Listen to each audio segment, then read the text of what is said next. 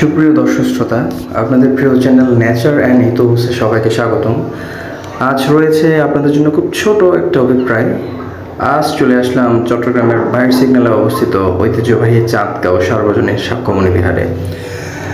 আমরা দেখতে পাচ্ছি এখন চলছে বৌদ্ধদের পবিত্র পট্টান সূত্র পাঠ।